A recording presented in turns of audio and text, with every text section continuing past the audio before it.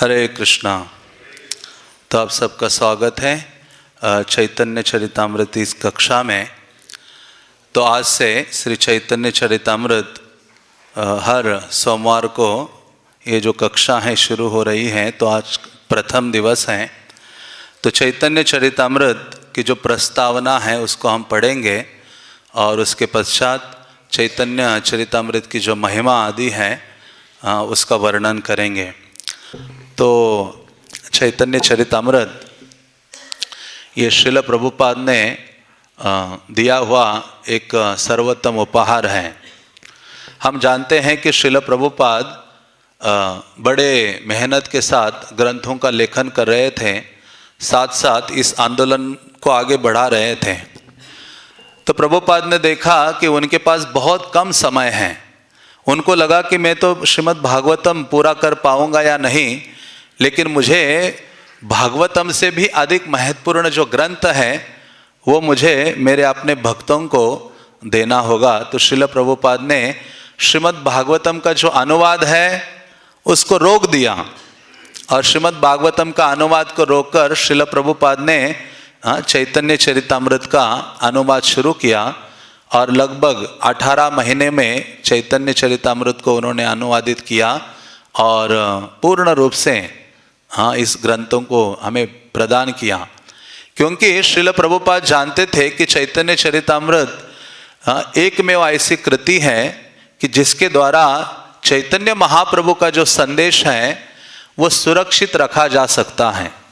इसलिए श्रील भक्ति सिद्धांत सरस्वती महाराज जब आसाम में प्रचार के लिए गए तो भक्ति सिद्धांत सरस्वती महाराज जब वहाँ प्रचार कर रहे थे, एक बड़े हॉल में लेक्चर दे रहे थे, तो उस समय बहुत बाढ़ आ गई, बारिश हो गई, धुआंधार बारिश हो गई, बाढ़ आ गई और भक्ति सिद्धांत सरस्वती थोड़े बाहर आए। तो उन्होंने कहा जब ऐसी बहुत बाढ़ आ जाए और उसमें हम डूबने भी लगे तो हमें 3 चीज़ों की रक्षा करनी चाहिए। वो 3 चीज़ें क्या हैं? BBC, भगवद गीता, भागवतम और चैतन्य चरितामृत। तो भक्ति सिद्धांत सरस्वती महाराज ने कहा कि आप डूब रहे हो उस जल में और बहुत भार महसूस हो रहा है आपको इन तीनों ग्रंथों का, तो अपने आप को थोड़ा हल्का करना है। तो आप क्या करो, भगवद गीता को छोड़ना पड़े तो भी छोड़ दो, श्रीमद् भागवतम और चैतन्य चरितामृत का आलिंगन करके रखो। और फिर भक्ति सिद्धांत महाराज इस प्रकार से बोलते जा रहे थे, बोलते बोलते उन्होंने कहा कि आपको उस जल में और अधिक भार महसूस हो रहा है तो आप क्या करो, श्रीमद् भागवतम की भी छोड़ना पड़े तो छोड़ दो, लेकिन किसके साथ बने रहो? चैतन्य चरितामृत के साथ। इसलिए चैतन्य चरितामृत वो कृति है, श्रील प्रभुपाद कहते हैं कि हमारे सारे ग्रंथ लुप्त हो जाए, सब कुछ खत्म हो जाए, लेकिन ये चैतन्य चरितामृत रहा तो चैतन्य महाप्रभु की जो सर्वोच्च देन है वो सुरक्षित रह सकती है और फिर से ये जो आंदोलन है आगे बढ़ सकता है। तो इस प्रकार से ये चैतन्य चरितामृत हमारे लिए बहुत महत्वपूर्ण है। बल्कि चैतन्य चरितामृत की महिमा का वर्णन क्या किया जा सकता है?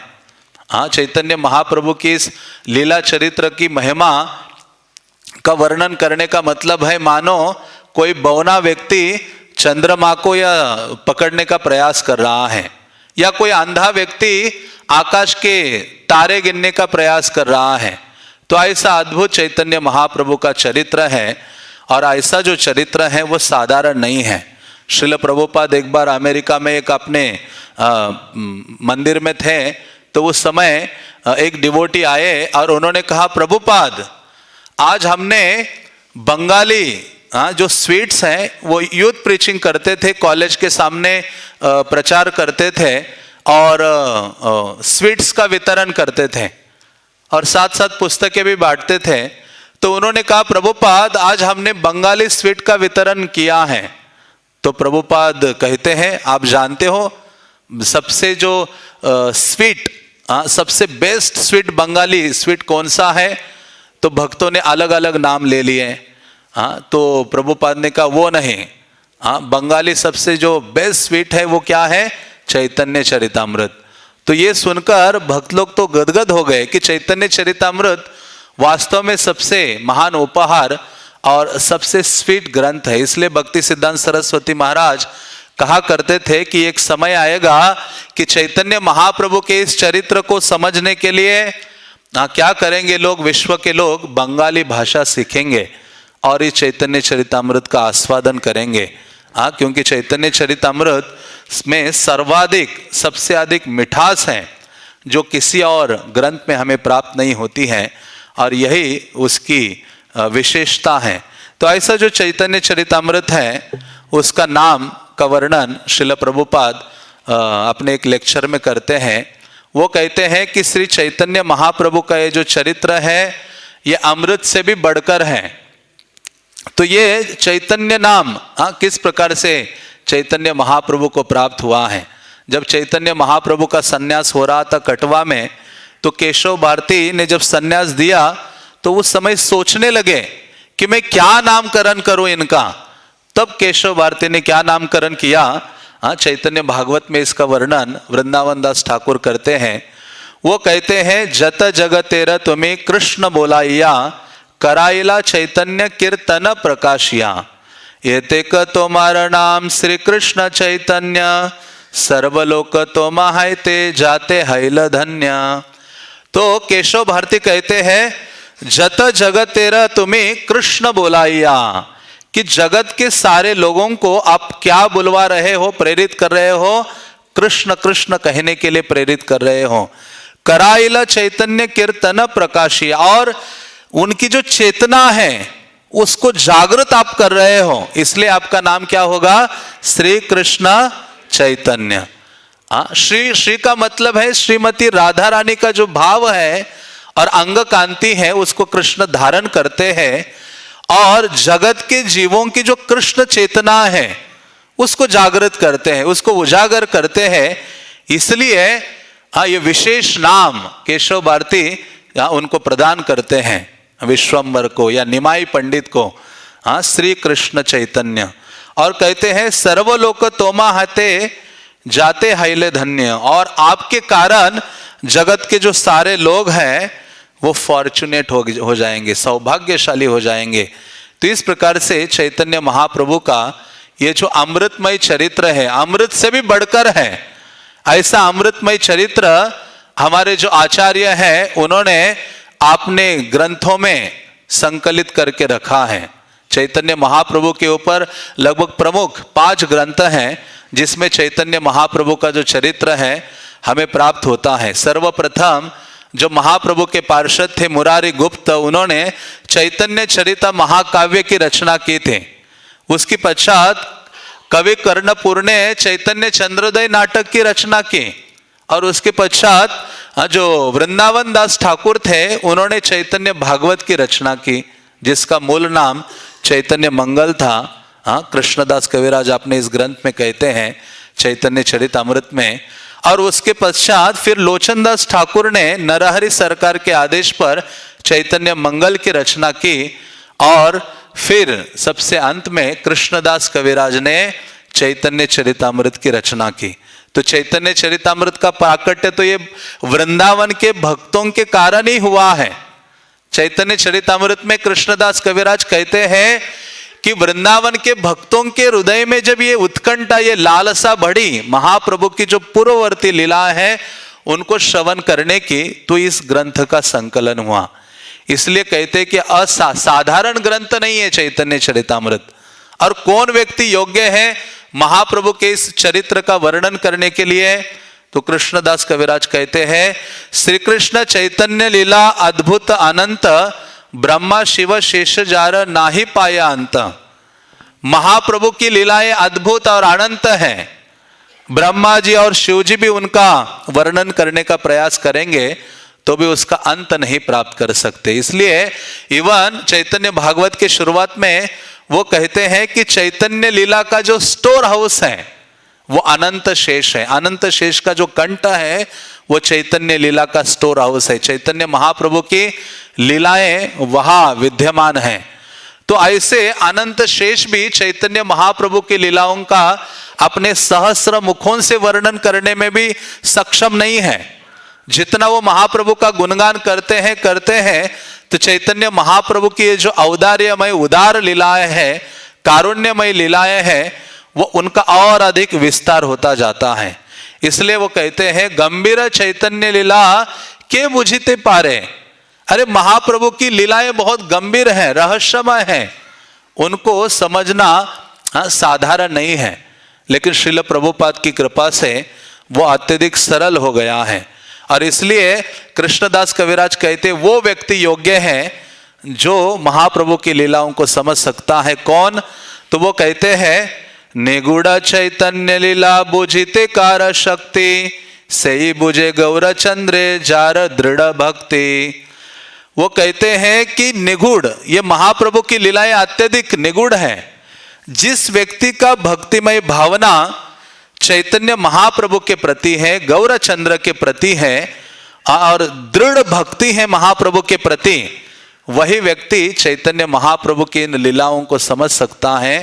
हाँ, तो इस प्रकार से हम देख सकते कि जिस व्यक्ति ने महाप्रभु को ही गौरांगेर दुटी पद जार धन संपद, कि जिस व्यक्ति ने चैतन्य महाप्रभु के चरण कमलों को ही अपना धन स्वीकार कर लिया है, उनकी प्रसन्नता के लिए ही जिसका जीवन है, वही व्यक्ति महाप्रभु की इन दिव्य लीलाओं को समझ सकता है, महाप्रभु की इन लीलाओं का वर्णन कर सकता है। इसलिए श्रील प्रभुपाद सक्षम है जिन्होंने ये चैतन्य चरितामृत हमें दिया है, इतना अद्भुत ग्रंथ प्रदान किया है। इसलिए दृढ़ भक्ति महाप्रभु के चरणों में, श्रीवास पंडित के बारे में हम सुनते हैं, कितना अगाध प्रेम चैतन्य महाप्रभु के प्रति, कितनी अगाध दृढ़ भक्ति, मानो उनके लिए वो जीवित है। जब चैतन्य महाप्रभु श्रीवास आंगन में कीर्तन और नृत्य किया करते थे और एक रात्रि में चैतन्य महाप्रभु उदंड नृत्य कर रहे थे अपने भक्तों के समेत, तो उस समय जो श्रीवास ठाकुर हैं उनका किसी व्याधि से उनके पुत्र का देहांत हो जाता है और उनके घर के जो पारिवारिक स्त्रियां आदि हैं वो जोर जोर से क्रंदन करने लगती हैं। श्रीवास ठाकुर उनको शांत करने का प्रयास करते हैं। वो कहते आप नहीं जानते कृष्ण की महिमा को, आपको ये क्रंदन करना रोकना होगा। कहती है कि अरे ऐसे भगवान कृष्ण और चैतन्य महाप्रभु के नामों को जो सुनता है वो तत्काल ही भगवान के धाम को प्राप्त करता है। ब्रह्मादि गण उनका गुणगान करते हैं और ऐसे समय में ये जो मेरी संतान है, पुत्र है, उसका परलोक गमन हुआ है, तो आपको क्रंदन नहीं करना चाहिए। फिर भी वो स्त्रियां रो रही थी। तब श्रीवास ठाकुर कहते हैं कि मेरा ऐसा भाग्य होता तो जिस समय महाप्रभु का कीर्तन हो रहा हो घर में और महाप्रभु स्वयं उपस्थित हो और उस समय ये देह छोड़ने का सौभाग्य मेरा होता, तो श्रीवास ठाकुर कहते मैं खुशी खुशी से अपने शरीर को त्याग कर देता। और वो उन स्त्रियों को डांटने लगे, कहने लगे यदि तो वो कहते हैं कि यदि आप ये रोना बंद नहीं करोगे तबे आजी आमी गंगा प्रवेशिमो। वो कहते अन्यथा क्या करूंगा, मैं अभी तुरंत गंगा में प्रवेश करूंगा, मतलब मैं अपना शरीर अभी त्याग दूंगा यदि आप शांत नहीं होगी। तो इस प्रकार से चैतन्य महाप्रभु के जो कीर्तन में कोई बाधा ना हो, ऐसा श्रीवास ठाकुर की भावना थी। और थोड़े समय के पश्चात श्रीवास ठाकुर जब जाते जहां महाप्रभु नृत्य कर रहे थे घर के दूसरे भाग में, तो वहां भक्त लोगों के साथ महाप्रभु नृत्य कर रहे थे और चैतन्य महाप्रभु ने अचानक रुक गए। उन्होंने कहा अरे मुझे लगता है कि कुछ अनहोनी घटना हो गई है। तब भक्त कहते हैं कि हे प्रभु अभी 7.5 घंटे बीते हैं, श्रीवास ठाकुर के बालक ने क्या किया है, देह त्याग किया है और आप नृत्य कर रहे हो। तब महाप्रभु रुकते हैं और महाप्रभु देखते कि अरे इतना प्रेम। चैतन्य महाप्रभु कहते हैं कि मैं ऐसे भक्तों को कब कैसे त्याग करूंगा। तो ऐसे भक्तों का जो प्रेम मेरे प्रति है, दृढ़ भावना है, तो वो देखी जा सकती है। तो ऐसे कई सारे चैतन्य महाप्रभु के भक्तों का उदाहरण है कि जिनके हृदय में चैतन्य महाप्रभु के प्रति अगाध प्रेम और दृढ़ भक्ति की भावना थी। तो ऐसे कृष्णदास कविराज आदि वृंदावन दास ठाकुर कहते हैं कि जिस व्यक्ति के हृदय में चैतन्य महाप्रभु के लिए दृढ़ भावना है, दृढ़ भक्ति है, वही व्यक्ति चैतन्य महाप्रभु की ये जो दिव्य लीलाएं हैं उनको समझ सकता है और उनका वर्णन कर सकता है। आगे वो कहते हैं कृष्ण लीला गौर लीला से करे वर्णन, गौरपाद पद्मजार हय प्राणधन। तो वही व्यक्ति महाप्रभु की लीलाओं का वर्णन कर सकता है जिस व्यक्ति ने चैतन्य महाप्रभु को अपना प्राण धन के रूप में स्वीकार किया है। इसलिए कहते हैं कि महाप्रभु के प्रति जब ये प्रेम आदि की भावना बढ़ेगी तो भक्ति रस का जो सार है वो व्यक्ति सरलता से समझ सकता है। नरोत्तम दास ठाकुर कहते हैं, गौरांगेर दुटी पद जार धन संपद से जाने भक्ति रत सार, कि जो जिस व्यक्ति ने चैतन्य महाप्रभु के चरणों को ही अपना सर्वस्व बना लिया है वो व्यक्ति सरलता से भक्ति रस का जो सार है वो समझ सकता है। चैतन्य महाप्रभु के प्रति दृढ़ भक्ति की भावना होने का अर्थ क्या है कि चैतन्य महाप्रभु के प्रसन्नता के लिए कार्य करना, चैतन्य महाप्रभु का जो आचार है, चैतन्य महाप्रभु का जो विचार है, उन दोनों को स्वीकार करना। इसलिए जो गौर किशोरदास बाबा जी महाराज जब नवद्वीप में थे तो कई बार वो एक चीज बोला करते थे, वो कहते हैं गौरा रामी मुखे बोलने नहीं चले, कि अरे मैं गौरांग महाप्रभु का हूं, मैं गौरांग महाप्रभु का, गौरांग गौरांग हरि बोल कहने से नहीं चलेगा। वो कहते हैं गोरार आचार गोरार विचार लोइले फल फले, हमें क्या करना होगा, गौरांग महाप्रभु का जो आचरण है, चैतन्य चरितामृत क्या है, गौरांग महाप्रभु का आचरण है। चैतन्य चरितामृत को प्रभुपाद कहते हैं फिलॉसफी इन एक्शन। फिलॉसफी सिद्धांत आदि हम बहुत सुनते हैं, लेकिन उस सिद्धांत को आचरण में कैसे लाया जाए वो किसने सिखाया है, श्री चैतन्य महाप्रभु ने सिखाया है। इसलिए कई बार कृष्ण लीला आदि हमारे पल्ले नहीं पड़ती, उसमें घुसना बड़ा कठिन हो जाता है। लेकिन महाप्रभु गौर लीला, उनके पार्षदों की इन लीला चरित्र को जब हम सुनते हैं, पढ़ते हैं, चर्चा करते हैं, तो लगता है कि हम थोड़ा सा नजदीक हैं, क्योंकि चैतन्य महाप्रभु अपने भक्तों के संग में नाम संकीर्तन कर रहे हैं, प्रचार कार्य कर रहे हैं, धाम में भ्रमण कर रहे हैं। कई सारे जो कार्यकलाप एक भक्त को करने चाहिए वो चैतन्य महाप्रभु अपने आचरण से सिखाते हैं। भक्त भावक अंगीकार करके कृष्ण चैतन्य महाप्रभु के रूप में प्रकट होते हैं और ये लीला विलास करते हैं। इसलिए गौर किशोरदास बाबा जी महाराज कहते हैं गौरांग का आचार और गौरांग का विचार, इन दोनों को हमें स्वीकार करना होगा। लोक देखाइया गोरा भजत तिलक मात्र धरी, गोपन ते अत्याचार गोरा धरे चोरी, कि लोगों को देखने के लिए तिलक आदि धारण करना ठीक है, लेकिन फिर भी क्या है महत्वपूर्ण कि गौरांग महाप्रभु का जो आचरण है, गौरांग महाप्रभु का जो विचार है, वो समझना होगा। इसलिए चैतन्य महाप्रभु का ये जो चरित्र है जो हमें प्रदान किया है श्रील कृष्णदास कविराज ने, वो हमें गंभीरता से लेना होगा। सर्वसाधारण जो लोग हैं गौड़िया के अलावा, वो सोचते कि चैतन्य महाप्रभु एक महापुरुष है, एक आचार्य है, भक्ति प्रवर्तक आचार्य है। ऐसा नहीं है। इवन गीता प्रेस का जो चैतन्य चरितावली जो ग्रंथ प्रभुदत्त ब्रह्मचारी जी ने प्रस्तुत किया, तो उसमें उन्होंने कहा कि अरे मैं ये भगवान का नहीं, एक संत का या भक्त का चरित्र वर्णन कर रहा हूं।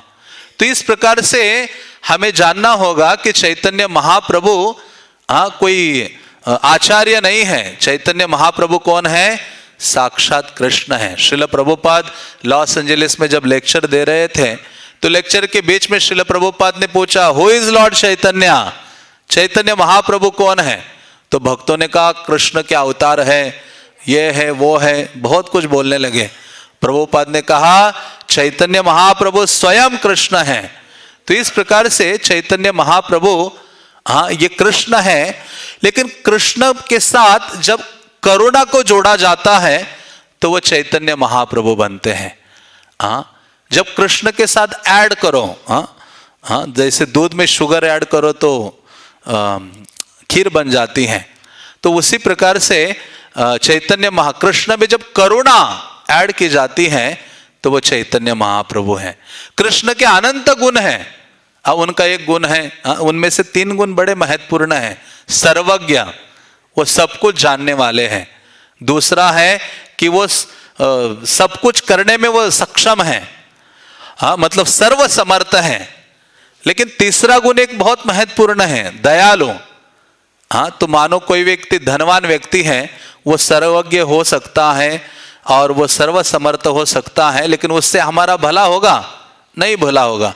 यदि धनवान व्यक्ति में दयालुता गुण होगा तब हमारा भला होगा। उसी प्रकार से भगवान सर्वज्ञ हो सकते हैं, सर्वसमर्थ हो सकते हैं, उससे जीवों का कोई भला होने वाला नहीं है। लेकिन उन्हीं भगवान में जब दयालुता, करुणा, कारुण्य आ जाता है, हाँ, तब जीवों का भला होता है, और वही चैतन्य महाप्रभु है। इसलिए कलियुगा के जीवों के लिए चैतन्य महाप्रभु का जो आश्रय है ये वो सबसे महत्वपूर्ण है। क्योंकि बाकी अवतारों में, इसलिए लोचनदास ठाकुर कहते ना, सब अवतार सार शिरोमणि केवल आनंद कंद। बाकी तो बहुत सारे अवतार हो गए हैं, अलग अलग अवतार आ गए, और उन्होंने क्या किया? सबको मोक्ष प्रदान किया है, सबको मारा काटा, उनको उद्धार कर दिया।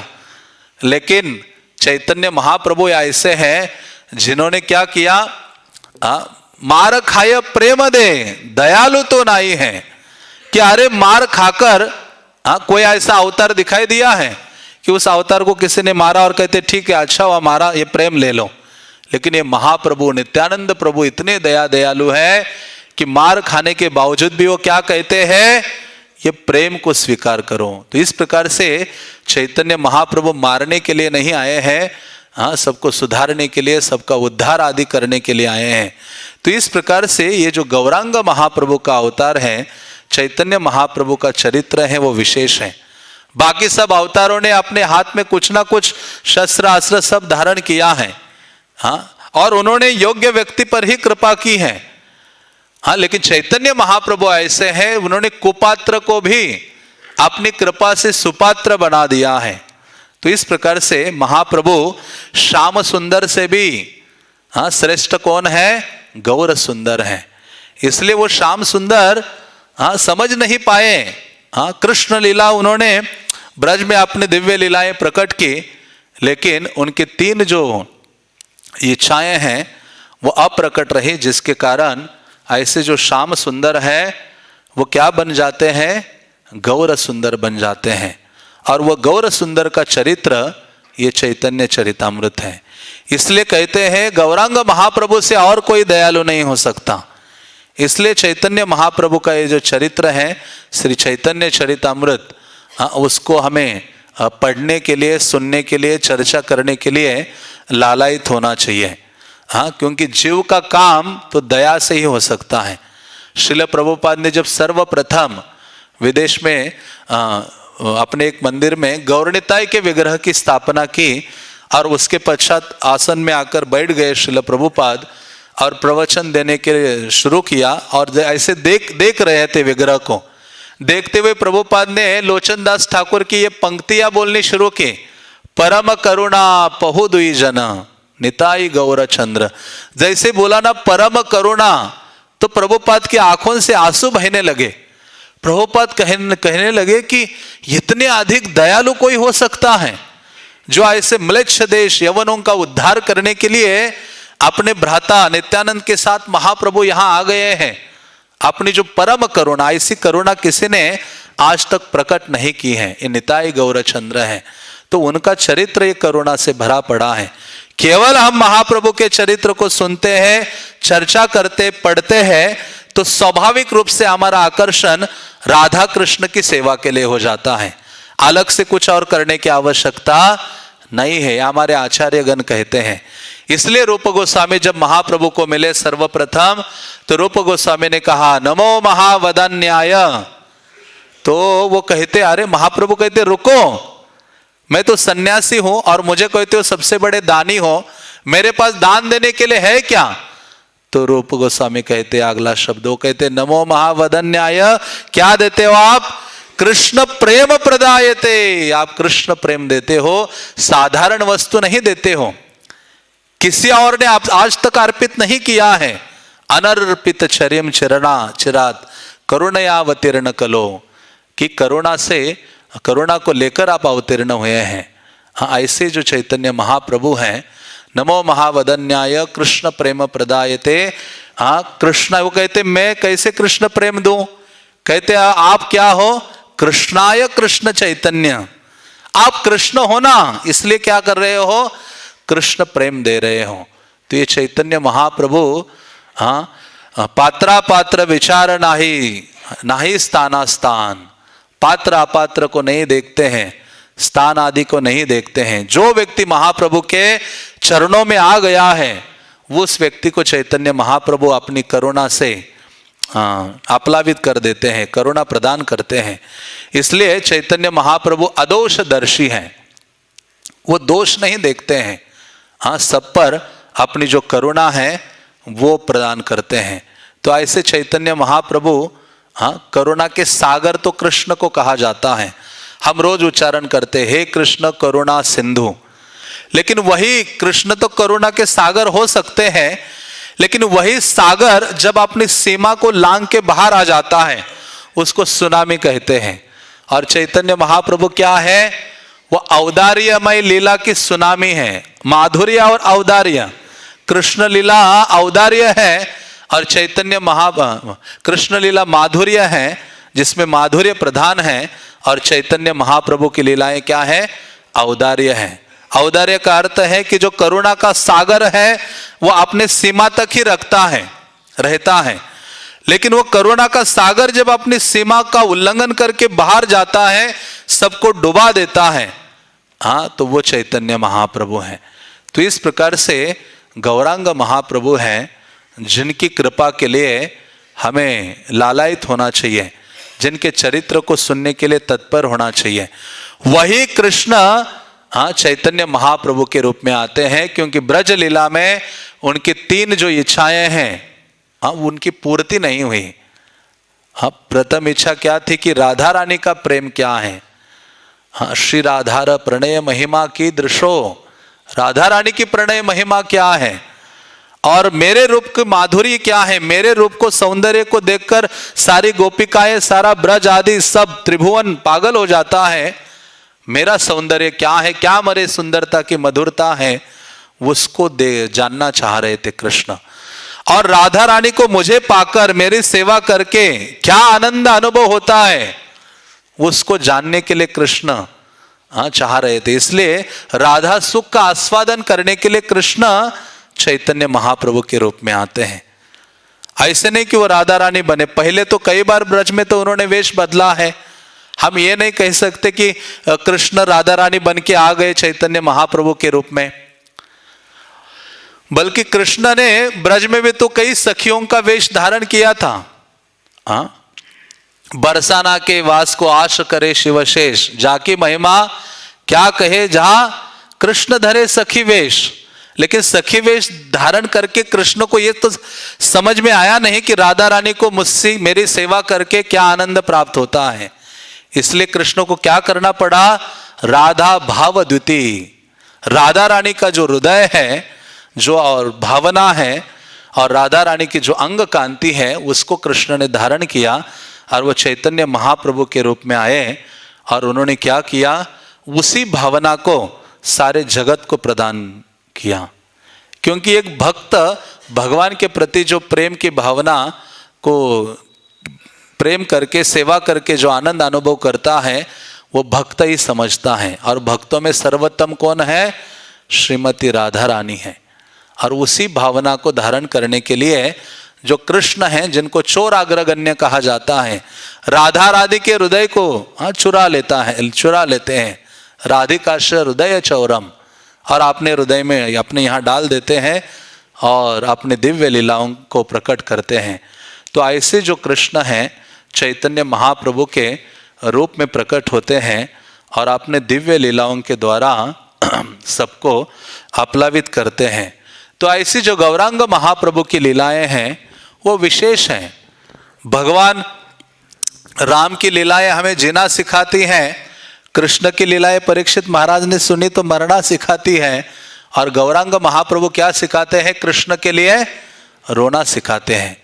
युगायतम निमेषेन नयनम गलदश्रुधारया। तो चैतन्य महाप्रभु कृष्ण के लिए क्रंदन कर रहे हैं। इसलिए ये महाप्रभु की लीलाओं को जब हम सुनते हैं तो हमारा हृदय निर्मल भेलतार, हाँ, गौरांग महाप्रभु की लीलाओं का श्रवण करने मात्र से क्या होगा, हमारा हृदय निर्मल हो जाएगा, पूर्णतः शुद्ध हो जाएगा। हाँ, क्योंकि चैतन्य महाप्रभु क्या है, मिलित तनु है, राधा कृष्ण मिलित तनु, राधा और कृष्ण के मिलित तनु हैं। इस प्रकार से चैतन्य महाप्रभु का ऐसा ये चरित्र है। श्रील प्रभुपाद ने ये बहुत बड़ी देन हमें प्रदान की है चैतन्य चरितामृत के माध्यम से। हाँ, कृष्ण की ये जो दो लीलाएं हैं, एक है कृष्ण लीला जो माधुर्यमय लीलाएं हैं, और वही कृष्ण महाप्रभु के रूप में आते हैं, तो उनकी ये जो कृपा लीला है उसको औदार्य लीला कहते हैं। इसलिए कृष्णदास कविराज कहते हैं, कृष्ण लीला अमृत सार तार शत शत धार, दश दिके बहे जहा है ते, से चैतन्य लीला है सरोवर अक्षय, मनोहंस चराह त्वरित तहाते। तो कृष्णदास कविराज कहते हैं मध्य लीला में कि अरे कृष्ण लीला ये अमृत का सार है। अमृत का भी सार क्या है, ये कृष्ण लीला है।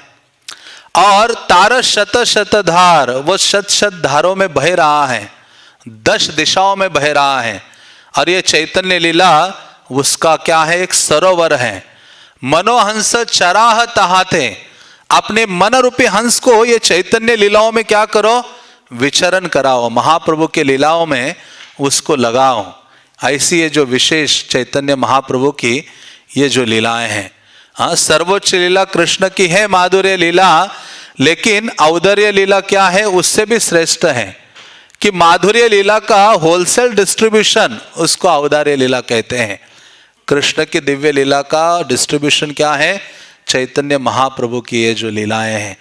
इसलिए कृष्णदास कविराज कहते हैं, ऐसे में चैतन्य महाप्रभु को प्रणाम करता हूँ जिन्होंने विशेष जीवों पर कृपा की है। अपामरम यो विततार गौरम, हाँ, जो पतित से पतित जीव है उनको भी उन्होंने दिव्य चीज प्रदान की है। हाँ, ब्रह्मा आदि के लिए भी जो दुर्लभ है, ब्रह्मार दुर्लभ प्रेम सवाकार जाचे, ब्रह्मा आदि के लिए जो दुर्लभ वस्तु है कृष्ण प्रेम, वो चैतन्य महाप्रभु सबको प्रदान करते हैं।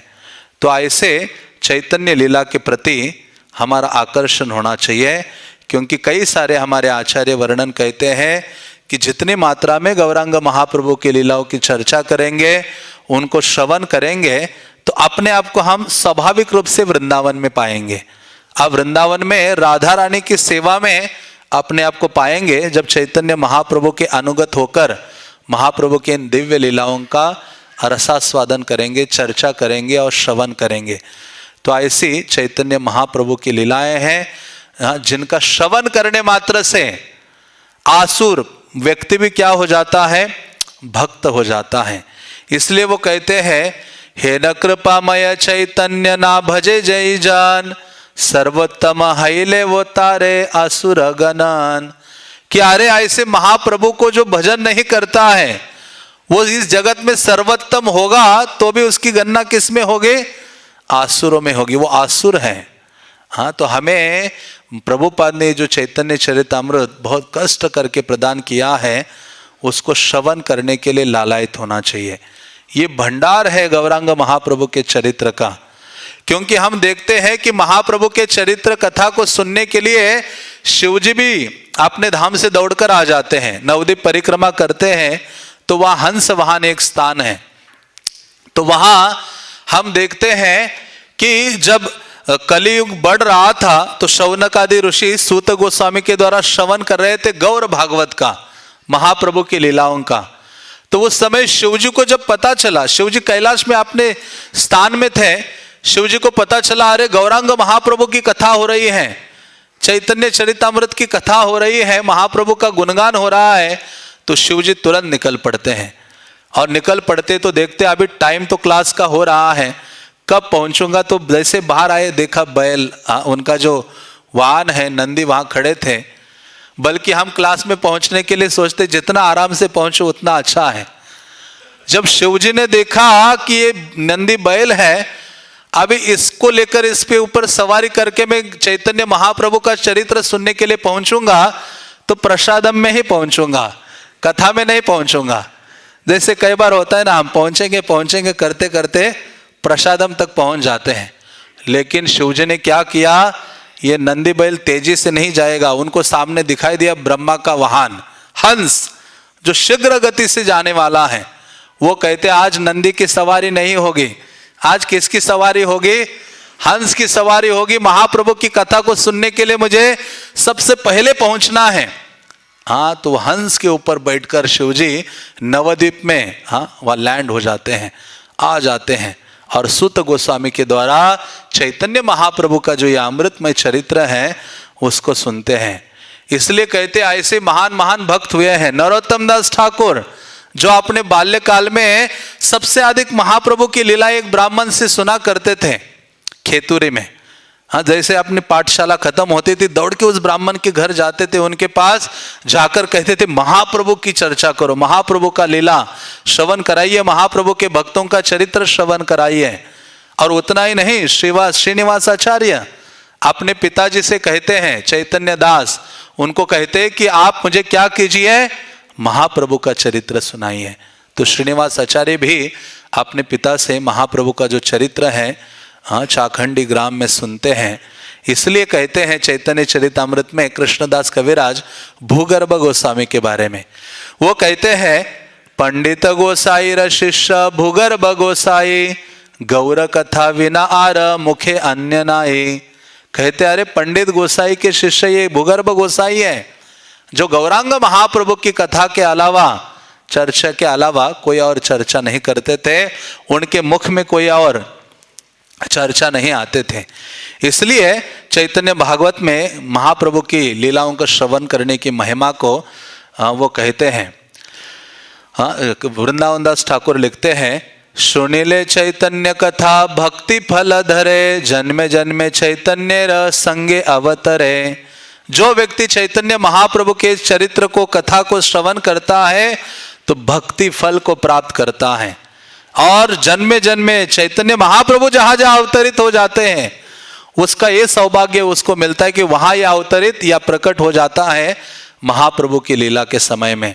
सुनिले चैतन्य कथा जा रहा है सुख, से अवश्य देखी बेक श्री चैतन्य मुख। वो कहते जो व्यक्ति चैतन्य महाप्रभु के कथा को सुनता है, सुनिले चैतन्य कथा जा रहा है सुख, चैतन्य महाप्रभु के चरित्र को, कथा को सुनकर जो आह्लादित हो जाता है, सुख का अनुभव करता है, से अवश्य देखी बेकर चैतन्य श्रीमुख। निश्चित रूप से वो व्यक्ति क्या देखेगा, चैतन्य महाप्रभु के श्रीमुख को देखेगा। श्री चैतन्य लीला ये अमृतेर सिंधु, त्रिजगते भाषाए ते जार एक बिंदु। महाप्रभु की ये दिव्य लीला, हाँ, ये अमृत का सागर है, और इसका एक बूंद क्या है, त्रिजगत को आप्लावित कर देता है। इसलिए चैतन्य लीला विशेष है। भक्ति सिद्धांत सरस्वती महाराज ने एक जगह कहा था कि यदि चैतन्य महाप्रभु की जो उपदेश है और चैतन्य महाप्रभु का ये जो आंदोलन है, इसको जीवित रखना है तो हमें क्या करना पड़ेगा, स्वयं को चैतन्य महाप्रभु की कथा में निमग्न रखना होगा। ऐसे भक्ति सिद्धांत सरस्वती एक जगह कहते हैं। इसलिए यह चैतन्य चरितामृत या चैतन्य महाप्रभु की चर्चा विशेष महत्व रखती है, और हमारे लिए विशेष महत्व रखती है। हाँ, क्योंकि बाकी सभी संप्रदायों के पास भगवत गीता है, भागवतम है। प्रभुपाद कहते हैं हम यूनिक हैं, विशेष हैं। क्यों? हमारे पास क्या है, चैतन्य चरितामृत है, जिसकी तुलना तोड़ किसी से नहीं है। तो ये चैतन्य चरितामृत का प्राकट्य वृंदावन में ही हुआ था, और वृंदावन के भक्तों के हृदय में जब चैतन्य महाप्रभु की लीला का श्रवण की लालसा जागृत हो गई तो चैतन्य चरितामृत का प्राकट्य हुआ। कृष्णदास कविराज कहते हैं कि वृंदावन दास ठाकुर ने नित्यानंद प्रभु के आवेश में कई नित्यानंद की लीलाएं वर्णित की, और ग्रंथ का बड़ा विस्तार हो गया। महाप्रभु की परवर्ती जो लीलाएं हैं उनका वर्णन नहीं कर पाए। इसलिए हाँ, मैं ये चैतन्य चरितामृत को लिखने जा रहा हूं। बल्कि वृंदावन में जो व्रज के भक्त थे, गोविंद देव के सेवक, और वहां सेवा के जो अध्यक्ष थे, हाँ, मानो वहां के प्रेसिडेंट, गोविंद देव मंदिर के, राधा गोविंद देव जीव गोस्वामी रूप गोस्वामी का मंदिर है, उसके जो अध्यक्ष थे श्री हरिदास पंडित, हाँ, जो अनंताचार्य के शिष्य थे और उनके गुरु थे गदाधर पंडित, तो कहते हैं कि ये रोज वहां चैतन्य भागवत पर संध्या के समय में चर्चा करते थे और बाकी सारे वृंदावन के भक्त रोज शाम को ये नियम था चैतन्य भागवत को उच्चारण करना और सारे भक्त महाप्रभु की लीलाओं को सुनते थे। और ऐसे सुनते सुनते चैतन्य भागवत श्रवण करके खत्म हो गया तो भक्तों को लगा कि अरे नहीं, महाप्रभु की जगन्नाथपुरी की लीलाएं, परवर्ती लीलाओं का तो वर्णन चैतन्य भागवत में नहीं है। तो उनके हृदय में ये इच्छा जागृत हो गई, लालसा जागृत हो गई। हाँ, तब उन सब ने क्या किया, विशेष रूप से जो पंडित हरिदास थे, हाँ, उन्होंने कृष्णदास कविराज को अप्रोच किया और कृष्णदास कविराज को निवेदन किया कि आप चैतन्य महाप्रभु की जो परवर्ती लीलाएं हैं उनका वर्णन कीजिए।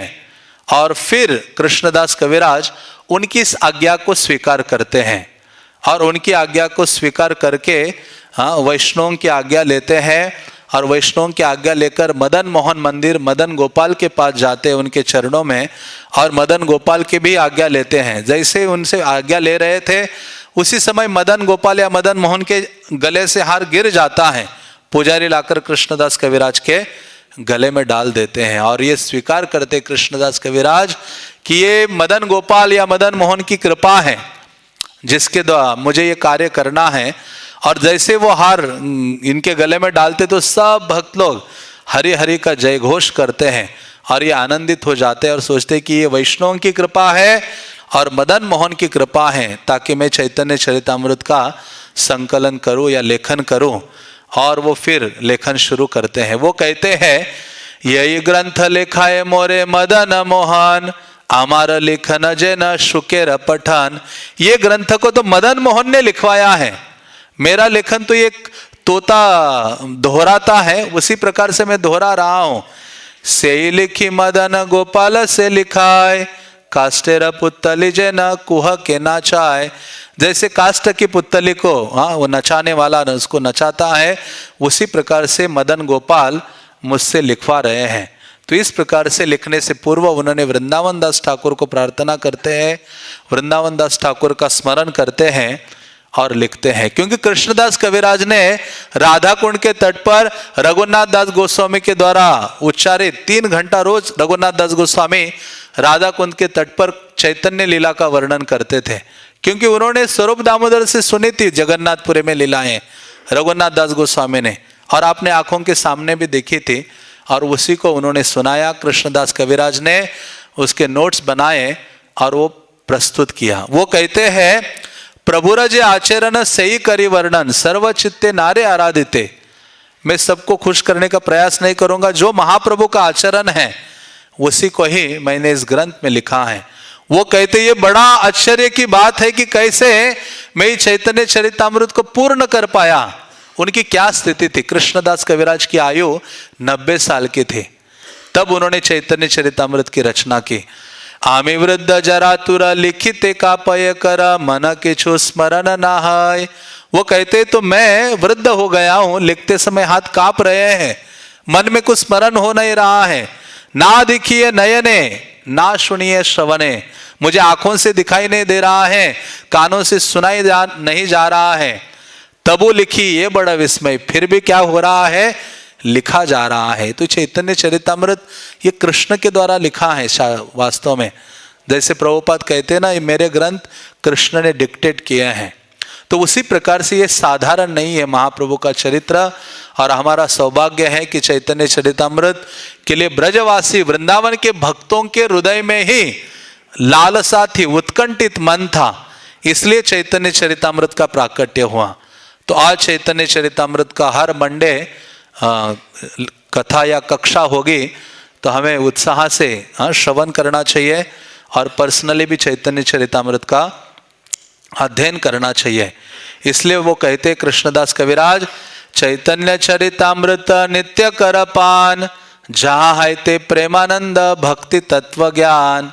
वो कहते अरे चैतन्य चरितामृत का नित्य पान करो, जिसका पान करने से एक तो प्रेमानंद दिव्य आनंद की अनुभूति होगी और दूसरा भक्ति तत्व का जो ज्ञान है हाँ, वो हमें सरलता से प्राप्त होगा। इसलिए गौड़िया वैष्णव की पहचान ये चैतन्य चरितामृत है और ये विशेष है। श्रील प्रभुपाद जब अमेरिका जा रहे थे, उन्होंने भागवतम को तो बॉक्स में पैक करके भेजा था, लेकिन साथ में कौन सा ग्रंथ रखा था नाव के ऊपर? चैतन्य चरितामृत। प्रभुपाद कहते हैं जब उनको हार्ट अटैक आदि आया तो कहते हैं कि मुझे जो आराम मिल रहा है ये चैतन्य चरितामृत को अध्ययन करने से, दोहराने से। तो उस जलदूत जहाज के ऊपर जब प्रभुपाद जा रहे थे अमेरिका, तो चैतन्य चरितामृत का उच्चारण कर रहे थे और उससे वो आनंद की अनुभूति कर रहे थे। तो ऐसा चैतन्य चरितामृत बहुत बहुत महत्वपूर्ण है। और भक्ति सिद्धांत सरस्वती महाराज रोज महाप्रभु के लीलाओं की चर्चा करते थे। रोज भक्ति सिद्धांत महाराज उपदेशामृत और चैतन्य भागवत मतलब महाप्रभु की लीलाओं पर क्लास लेते थे। और चैतन्य भागवत को तो भक्ति सिद्धांत महाराज ने 108 बार खुद पढ़ा था और दूसरों को बोलते थे 108 बार पढ़ो। और कोई नया भक्त गौड़िया मठ में ज्वाइन करता था तो भक्ति सिद्धांत महाराज जैसे हम सबसे पहली छोटी किताबें देते हैं, वो सबसे पहले चैतन्य भागवत पकड़ाते थे। कहते महाप्रभु की लीलाएं सबसे पहले समझो, पढ़ो, उसी से ही सब कुछ होने वाला है। हाँ, और जब भी भक्ति सिद्धांत सरस्वती महाराज को टाइम मिलता था तो चैतन्य चरितामृत निकालते थे और उसको पढ़ा करते थे। तो इस प्रकार से इवन जो गोस्वामीगण षड गोस्वामी वृंदावन में निवास करते थे, कृष्णदास कविराज कहते वो भी रोज चैतन्य महाप्रभु की लीला को सुनते थे। कबो भक्ति रस शास्त्र करय लिखन, चैतन्य कथा सुने करे चैतन्य लिखन। हाँ, गोस्वामियों के बारे में कृष्णदास कविराज कहते हैं कभी भक्ति रस शास्त्रों को लिखते थे और कभी चैतन्य महाप्रभु की लीलाओं का श्रवण करते थे ये गोस्वामीगण नित्य रूप से। इसलिए कृष्णदास कविराज बहुत महत्वपूर्ण 2 प्यार दे रहे हैं। वो कहते हैं आखिरी में, भव सिंधु तरी बारे आछे जार चित्त, श्रद्धा करे सुने से ये चैतन्य चरित। कि इस भव सागर को पार होने की जिसकी इच्छा है, जिसके हृदय में अभिलाषा, ये कामना इस संसार से बाहर निकलने की, वो कहते हैं श्रद्धा करी सुना चैतन्य चरित्र। की श्रद्धा के साथ चैतन्य महाप्रभु का ये जो चरित्र है उसको श्रवण कीजिए। चैतन्य चरित्र जय अमृतेर सिंधु, कर्ण मन तृप्त करे जार एक बिंदु। कि ये चैतन्य चरितामृत क्या है? अमृत का सागर है, जिसका एक बिंदु भी हमारे कान में हृदय में चला जाए तो कर्ण और जो मन है वो क्या होगा? तृप्त हो जाएगा। भौतिक लालसा, भौतिक भोग आदि के प्रति वो लालायित नहीं होगा। इसलिए महाप्रभु का चरित्र गौरांगेर मधुर लीला जार करने प्रवेशिला, हृदय निर्मल भेलतार। निश्चित रूप से उसका हृदय निर्मल हो जाएगा जो व्यक्ति श्रद्धा के साथ महाप्रभु के चरित्र को सुनता है। हाँ, इसलिए वो कहते हैं कि कभी कभी लगेगा कि अरे कुछ समझ में नहीं आता महाप्रभु का चरित्र। कृष्णदास कविराज कहते हैं जेबा नहीं बुझे केह सुनिते सुनिते से ही की अद्भुत चैतन्य चरित। कहाँ कहते सुनते रहो, सुनने से ही समझ में आएगा महाप्रभु का चरित्र। कृष्ण उपजबे प्रीति, सुनने से क्या होगा? तो कहते हैं 2 चीजें होगी। सुनने से सबसे पहले कृष्ण के प्रति प्रेम की भावना जागृत होगी। जानिबे रसेर रीति, ये जो भक्ति रस आदि है उसको उचित ढंग से हम समझ पाएंगे। सुनिलेय बड़ा हित है, सुनने से क्या होगा? हमारा सबसे बड़ा हित होगा। फिर भक्ति सिद्धांत महाराज ने जब प्रस्तावना लिखी चैतन्य भागवत की तो उसमें वो लिखते हैं चैतन्य नितायर कथा सुनिले हृदय व्यथा चिरतर जाय सुने छेद। कि चैतन्य निताई की कथा सुनने से सारी जो हृदय की व्यथा है, कष्ट दूर हो जाएंगे।